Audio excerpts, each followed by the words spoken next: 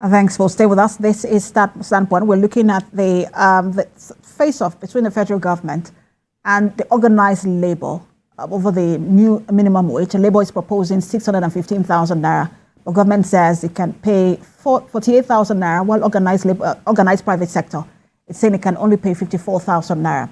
We're joined by human rights lawyer Malaki Ugwumadu. Thank you for staying with us.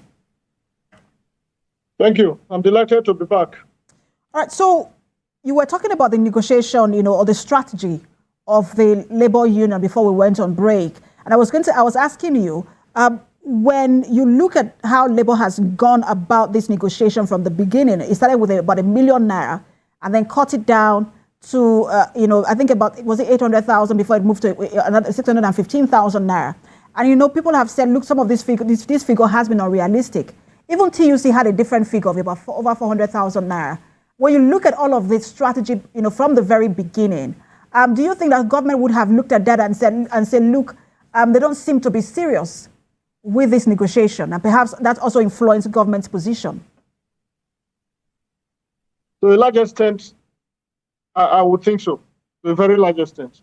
The whole essence of having these labor centers is to be able to aggregate the position of the workforce in different categories that they control, but come out with a common position and a common front. It is actually that togetherness, that communality of purpose that strengthens the labor movement. In short, when it was escalated to incorporate the civil society, when we therefore had what you called LASCO, under the leadership of Comrade Adams Oshomole and Bekor and Sonkuti, the divide, you could see that the country will not move forward except the masses of the country take a position. Now, this is the point I make. Where the government that is very, very indisposed to paying living wage as to minimum wage, begin to notice, without being told, some cracks, some discrepancies, and in very bad situations, some ambivalence in the positions of the labor centers, they cash in on that. In short, if they want to be very sinister, they begin to reach out to the section of the labor that is less fastidious in the positions.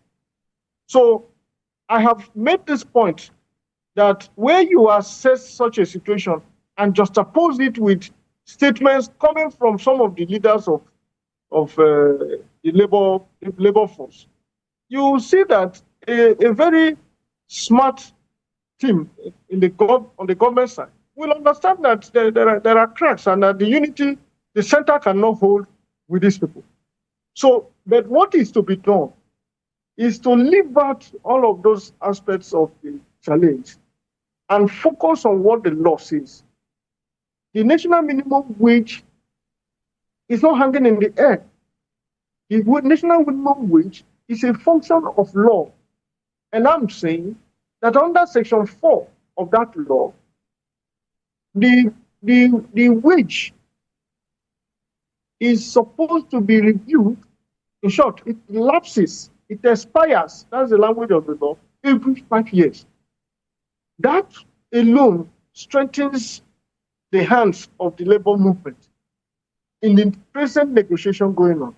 Since the government will never remember to review the minimum wage, in spite of the very harsh policies that they throw out every day, labor should go into massive sensitization of the Nigerian people, carry the stakeholders along, build a consensus that will make it almost impregnable, almost impossible for government to break their hands. But where you begin to talk at cross purposes and walk in different directions and unable to build a consensus that will reflect the unity and the strength of the labor centers, government will naturally come in to break your ranks. Now, by the time you leave that stage and you are now beginning to apply your plan B, which is to move the workers in protest of the government position, by that time you have created a lot of confusion, not just before the government, but even before and amongst your own members. Now, let me make this last point, because you earlier asked about the legal implications.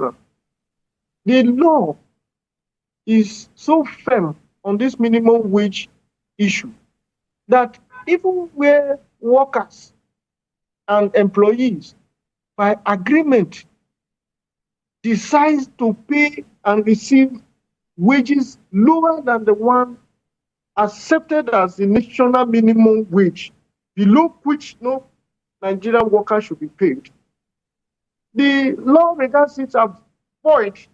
In other words, that exercise of yours that took the minimum wage below the acceptable national minimum wage becomes a nullity. So I make the point that from the standpoint of the labor force, and when I say labor force, the Nigerian workers, both private and public, in addition to the support of the law, National Minimum Wage Act 2019, together with the economic realities of the time, where petroleum subsidy on petroleum products have been removed arbitrarily, if you ask me. I have not seen anywhere in the world where there is no subsidy to subsidize the essential services and products in the country. I've not seen anyone. If you just oppose all of these, put them side by side, you will see that Labour has a very credible argument. What is left is how far can they go in pushing the position of workers with respect to this. And before we get to the credibility of Labour's argument, but I also wanted to ask, when you look how there's a sense of urgency to this matter because of some of the issues you just mentioned, the removal of fees subsidy, increase in tariff for electricity, yep, and all, inflation rate and all of that. So there is a sense of urgency, and I'm not sure if Nigerian workers can if they care about this back and forth between Labour and the federal government and all of the press conferences in between. How fast should this bargaining process be? So, if you're asking about the time frame within which this should happen, I would say it would have been yesterday. And the reason is simple. It is that as far as the law is concerned, the extant minimum wage of 30,000 naira is no longer valid by the force of law. And I keep referencing the Section 4 of the National Minimum Wage Act 2019. So if we're really a nation guided by law, we needn't come to this point before we go into negotiation, before the fourth and back. Look at the very first negotiation between government and the labor forces. It broke down completely. Now, it is not very clear. It is just being rumored that they are likely going to go back to the negotiation from next week. But supposing without considering that doesn't happen, it will mean that we have been operating an illegal minimum wage regime for as long as the one in existence has elapsed. So if you are interested in knowing how fast it should be, I say it would have been yesterday. However, I imagine that you are speaking realistically, that now that we didn't have it that yesterday as I proposed, it should be as quickly as possible. And that should not take us more than a fortnight if we're very serious about this. The way it operates is that it is even in the enlightened interest of government, the same government that is running away from an increased living wage. It is in their enlightened interest, because if you meet the workers at the point where it is reasonable that they should be, you are invariably increasing productivity in many respects. You are guaranteeing a healthy workforce that can maximize their potentials and be fully utilized for the business of production in the country. But above all, you are also tackling the very high incidence of insecurity in the country. Because let's face it, when the people can no longer fend for themselves, either by reason of the purchasing power of the salary they earn or the wage they receive, water will always seek its level. You will have from their ranks people who will not just drop dead, but would want to circumvent the law and take, albeit illegal steps, to be able to sustain themselves and their families. But when there is a reasonable appreciation of all of these issues, and the government meets labor at a middle point or at a reasonable point, you will be unwittingly defeating these transgressions, negative development in the polity, in a way that enables you to provide services that they need. So it is even in their enlightened interest that it happens as quickly as possible. And in my view, a fortnight from today will not be too long a time when Nigeria should settle this aspect, review the Minimum Wage Act to reflect the new minimum wage, and then move forward from there. All right. So we are now also joined, in the conversation in the studio by a human capacity development professional and a policy analyst. He is Michael Adeleye. Thank you so much for joining us. Thank you for having me. Thank you. All right. So let me bring you into the conversation. I don't know if you've been following all that Mr. Ugwumadu has been talking about, but let me get your thoughts on the figures that have been put forward by the government, that's both the federal and the state government, 48,000 naira. The organized private sector went, a bit higher than the government. They added 6,000 naira to theirs, making 54,000 naira. But when you look at the difference between what they have put, on the table, which of these figures, are unreasonable? Is it that of the government or the 615,000 naira of the organized labor? Yeah, thank you very much. Personally, I think looking at my classification and what is actually happening within the economy based on this minimum wage, I don't think we should be talking about minimum wage as we speak. We should be talking about standard living wage. Because if you're talking about minimum wage, every state, every community, every environment has different economic development values. And you can't have a universal blanket amount of money that everybody should be earning. If I live in Lagos and I'm earning 48,000 or 56,000, compared to someone that's living in a village in Maiduguri, for example, our standard of living differs.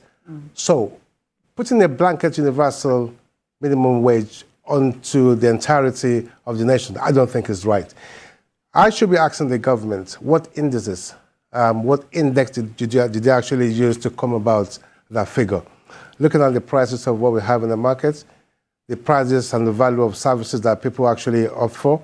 I mean, would those prices and those wages commensurate with the level of inflationary status that we have in the country now? No, I don't think it's right.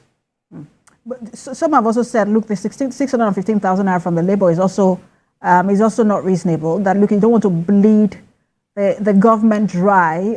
The government cannot be earning, money just to pay salaries, especially the state government, just to pay, who are still very dependent on allocation, from the center, and they cannot use all their money to pay salaries.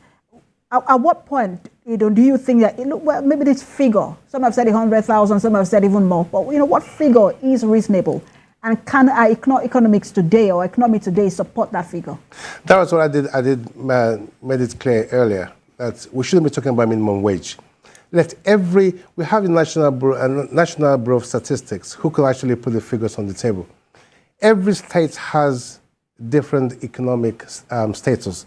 That's what you should be looking at. If I'm about 60-year-old and I'm still working and I'm earning 48,000 or 615,000, are you going to compare my living standard with somebody who is just about 17, 18, who is also working? It can't be the same. So the government can make a proposal. There should be a consultation, national consultation. Each state should understand where they stand economically before they can actually say this is how much. You can't have universal. It's not going to work. It's absolutely not going to work. So either the government proposal of 48,000 or the Nigerian Labour Congress of 615,000, it's still not going to work. It has every community, every state, every individual has a different living. So they could make a proposal, then all the state governments should come together and begin to say, right, this is the economic value or nature of my state. So this is how much we can afford based on the economic values of my state. So that's what you'll be looking at. So and I understand what you're saying, yeah, because this is obtainable in countries like the US and Canada. And the UK where, as well, and yeah. the UK, where, there is this is the minimum wage, but you can decide, every state decides whether to add to it or stay with it. Yeah. Shouldn't there be at least the minimum? And in these countries as well, for example, UK, there is a minimum wage and there is a living wage. Living wage, very yeah. different. They're both absolutely, very different. yeah. And so shouldn't that be at least the minimum? This is the minimum you should do. If you have enough money, you can add to it. If you don't have enough money, you can at least don't pay less than this. You see, that's a very good question. But the point is, what are the indices that we're going to have to use? The government can't just come up and say, we're proposing 48,000. I'm going to ask the question, how did they come about that 48,000? Look, if the government has a national consultation, they work with the Nigerian Labour Congress, with working classes and everybody. Now, they're going to come up with the actual indices they actually use to come up with a figure that they're going to have to propose as a minimum wage. So everybody will understand that based on ABC, XYZ, the government, of course, like you rightly said earlier, we can't milk the government dry. If you ask 1 million people today, they're going to give you different figures. So which figure are we going to follow? So, but we should understand the reason and how that figure was calculated. So it will be understandably to every sector, every facet of the economy, of everyone in the country, that this is what is being based on. So you have a minimum wage, then you also then have a living wage. That's how it's been done. But you can't just have a universal, one singular figure of a minimum wage. It's not tenable. All right, let me get Mr. Malaki's thought on this one as well. Mr. Ugwumadu, you've listened to Mr. Adeleye talking about how we cannot have one minimum wage for every state because of the capacity of every state. And then, the differences in the standard of living for every state. And, some people will say it's true. If you're living in a place like Lagos or Rivers State, where these are high, or Abuja, where things are quite expensive, you can't compare that to someone who is living in a place like Ebonyi, or a place like Maiduguri, like he mentioned. And so it should be different. I also want to get your thought on that. Well, that's a very important dimension to this discourse. But for me, and as a lawyer, that speaks to the question of functional federalism, where the different federating units are expected to organize the lives of citizens within the subnational entities according to their capacities and pace. And this is not peculiar to Nigeria. I'm glad you mentioned the Great Britain, Canada, Switzerland, even Uganda here, and India. So it is not strange. Federalism as a concept of government is about the juxtaposition of power, be it government power, labor power, across the tiers of government, such that what you have here may not be applicable here. But you see, the federalism we practice in Nigeria has become very questionable in so many respects, inclusive of the wages that workers go home with. But please, let us draw a distinction here. What we're discussing is what should be national minimum wage. It doesn't mean that there cannot be other layers of payment. What it means is that This is the minimum wage, beyond which no Nigerian worker should be paid.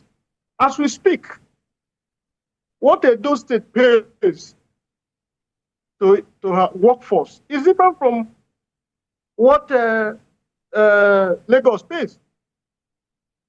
In fact, there are some states, I think Lagos inclusive, but Edo in particular, that pays well above the last minimum wage. And as I understand it, I'm not from Edo State, I'm from Delta. But as I understand it, I heard that Edo State has even accepted the 40,000 naira minimum wage and had gone ahead to jack up their minimum wage up to that level. You could argue that that's not a very good decision to take in the twilight of this administration when another administration is expected. But this is the point. It is that you cannot, in the bid to satisfy the need of a heterogeneous society such as ours, in which some states are more in a disadvantaged level, begin to force a uniform payment rate on every person. It is good, in my view, to have this national minimum wage. It is good. And what Labour did rightly, in my view, having criticized what they did wrongly, is that they were able to come figure for figure, subhead for subhead, and came out with the amount that they came out with to deal with issues of transportation, health, education, and other essential services, and allocated amount to those figures. When government said 40,000 naira, we didn't hear for once what they meant, the breakdown of that 40,000 naira. You and I, who use vehicles, can tell you conveniently, depending on the car you are using, that 40,000 naira, in my own case, may not be enough to fill your tank today. So where do you start from? How did the government come by 40,000 naira? To what extent can that really, in all conscience, good conscience, operate as a national minimum wage? And you see, when you trivialize these things, what you do, perhaps unintended, is that you are promoting every other opportunity for people to circumvent the rules and then cut corners. Because where you cannot survive, nature will demand that you will find a way to survive. So I agree largely that states should be allowed. In short, what they can do is to increase it, is to pay more than what the minimum wage prescribes. But what the law sets out to achieve, whether the National Minimum Wage Act I referred to 2019 or the one to be amended, is to ensure that given the economic realities in the country, given the purchasing power of our currency, given the exigencies of living in Nigeria, no Nigerian worker should be paid below so and so amount. And that's the purpose of that. Let me just quickly state that, Edo State is currently paying 70,000 naira minimum wage, even before this whole conversation started. The federal government itself is also paying 75,000, and that because of all the additions that were made as a result of the removal of fuel subsidy. And that's why a lot of people are surprised that if you're currently paying, because of the consolidated salary, structure, you're currently paying 75,000 naira. How come there is now a conversation of 48,000 naira? It will seem as though it is the states that are the issue here. Considering what the states are currently earning, there's an increase in allocation because of the removal of fuel subsidy. What do you think that, the minimum, and I know you've talked about standard living, I'm not even talking about minimum wage, but what should be the minimum that every state should be able to pay its worker? So you hit the nail on the head. Just a minute, Mr. Ugwumadu. The question is for Mr. Dele. I'll get your contribution in just a moment. Oh, very well. Right. I love one of the things that the barrister just mentioned earlier. What is the purchasing power of our currency as of today? Looking at the prices and the inflationary level where we are at the moment, 33.2%. That is staggering. So basically, if you have, about a couple of years ago, it was 22%. Okay? So if you have 100,000 about 2 years ago or 3 years ago, and the same 100,000 now means what? It means about you're going to have about just about, it equates to about 70 to 85,000 naira. So the purchasing power of that 100,000 has actually depleted. So if you're now talking, that was the reason why I did mention earlier that what are the calculations, what are the things that the government put in place to come about with that figure? Now, for me, if someone asks me now, how much do I think the minimum wage should be, I will peg it around about 100,000.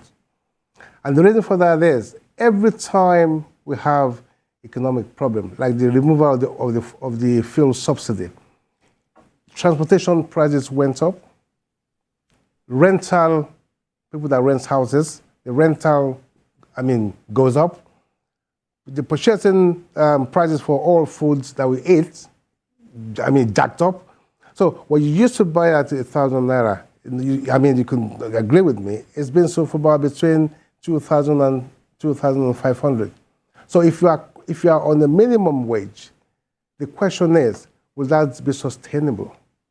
But if we all understand the calculation and the reasons why the government has actually made to decide and peg it at 48,000, then it runs across. It's like a value chain. Everybody understands. Even if I increase the prices of my goods, I'm not going to get a buyer because they're not going to get money extra from anywhere. You did mention earlier that the governments were paying 75,000. Why is it now they're coming back to 48,000 minimum wage? It wasn't, how can I put this, an amended, law to actually pay 75,000. It was because it was to cushion the effects of the fuel subsidy. And the mistake the government made was they didn't actually announce the tenure, the duration of time they're going to be paying that money. So now, when you increase when you're paying the civil servant, the federal civil servant 75,000 naira, they will have pegged their expenditure around that 75,000. So eventually, it drops to 48,000. Then more crisis. So what I'm actually asking the government to do now is, we're saying in every civilized economy, there's always a minimum wage and a living wage. But they explain after consultation, a wide universal consultation, they come out to the public and tell them what calculation, what they use to come to arrive at that figure. If everybody knows what the government actually used to calculate and come to that 48,000, for example, we will all adjust to that 48,000 naira. So it's not going to be like, okay, it's 48 today. But you have mentioned, sorry to butt in here, but you've mentioned at least 100,000 naira. Yeah. Have you also put the private sector into consideration? And then let's not also forget the consequential salary adjustment that will follow, because if you say minimum wage is now 100,000 naira, for example, and then you increase it to 100, the person in civil service who was earning 100,000 has to have an increase as well. And then, other people, there's a consequential salary adjustment. And so when you put all of that into consideration, one wonders, are we ever going to get to a reasonable figure? Well, like I did mention earlier, it's a value chain. Whatever policy the government makes, it extends to the private sector as well. Now, if the government increases the salary from, let's say, for example, from 48 to 100,000, the people in the private sector, the workers, will expect the salary also to be at par. But the question is this, or the answer, the solution is this. The government has to look into the private sector. How do we compensate the private sector for them to be able to commensurate with that figure? And what do? They have to look into a way of actually compensating the private sector by looking into their taxes. They could have a reduction in taxes. They could have tax holidays. They could have other benefits whereby the government supports them so that they wouldn't feel the draconic hardship that comes upon them. So whatever happens from the government, the public sector also has a reflection, or should have a reflection in the private sector as well. So for me, the government should work hand in hand. You see, one of the issues we have in this country is dissemination of information.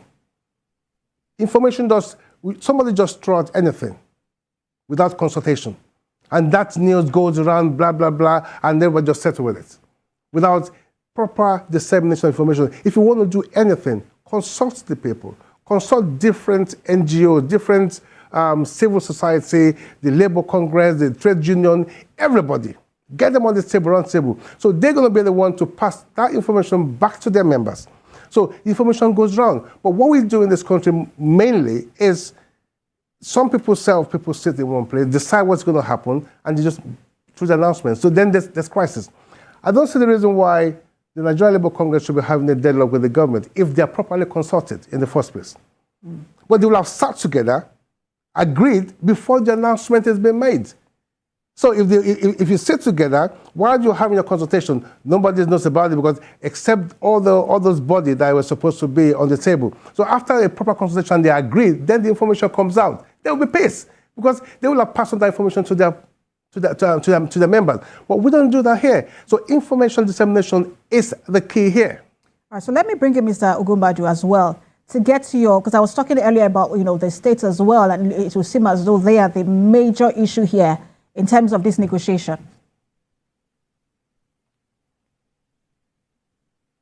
As far as I'm concerned, that makes a lot of economic sense, and it flows from the initial concern that we have all expressed here, where you put in the same basket a state such as Lagos, and then expect a state like Jigawa State or Ebonyi State to be operating at the same frequency and with the same capacity. It doesn't quite work well. The only distinction I have drawn is that through the agreements that precedes this minimum wage, it is expected that negotiations are had. All stakeholders, including the federating state entities, are expected to make their inputs reflecting their different peculiarities, and a common ground is found, and then a minimum wage is announced. But whether we like it or not, you have even put the figures across that some states are capable of paying this minimum. But we know as a fact that some other states in this country are even finding it difficult to pay the last minimum wage of 30,000. So, moving forward, what would be the way out is to encourage the kind of collaboration, that kind of conversation that brings on board all the data, all the indices needed to appraise this situation in a way that gives the government and the people a clear picture of the state of the economy across board. That way, you are able to come to a figure that would neither be a burden or a free ride for any state. So, in other words, it cannot be this idea of negotiation and consultation and sensitization cannot be discountenanced. But what should not be allowed is to allow the period of time, the 5 year period of time to elapse before these discussions are commenced. Mr. Ugwumadu, sorry, just to, I'm sorry, I have about few minutes. I have about 3 minutes left. I just want to quickly, ask this question. That for those, some people say, look, this household of six indices used by the labor, it's not sustainable, because there are people in the civil service or in the workforce who do not have a family of six, young people, that perhaps we should use what other clients are using, which is per hour pay. That if you say that, look, no one should earn less than 3,000 per hour, that makes more sense compared to, say, in a household of six. I want to get your thought quickly on that and that of Mr. Adeleye as well. Well, for me, I know that the devil is always in the details. But if that is the only problem that the people you are referring to have, then we are halfway through the problem. The reason being that it's not just about the number of the workers' family units that went into this calculus. Yes, I can understand that if you talk of a family of six, by implication, you're also referring to the volume and quantity of food you can consume. And you can talk about the kind of funds that could go into Medicare if they fall ill, and so on and so forth. Transportation, the same thing. However, I think labor, to the extent that they went characterizing their the figure that they gave up, to the extent that they identified and were able to put figure to each head item, they did very well. And in some cases, it wasn't even a very, for instance, education. I understand education, they marked just 50,000 naira. So every education, I think public education. Now, how low can it get? I mean, you would tell that except you have your wards in public institutions, you don't know. I don't know of any school, at least around Lagos, that pays less than 100,000 naira in the public schools that our children all attend. So let us not travel too far. Mr. Ugwumadu, I apologize. I have just a minute left, just 1 minute, and I want Mr. Adeleye to, also give his take as well on whether we should be doing the six households, with all the education or transportation, or just say per hour. For me, neither is acceptable for me, because again, we're still going to come back to the issue of the minimum wage. Number of people per household is not going to work, because we're all not going to have the same number of households. So it's going to look like if I have six, you have two, that will have three, and we're being paid the same amount of money. How does it work out? It's not going to all go well. Now, the per hour might be a little bit of a subtle, whereby if you get paid, but again, there'll be a minimum wage per hour that need to be paid. So that will be dependent on how many hours you work that determine how much you get paid. So that might be a little bit on the subtle.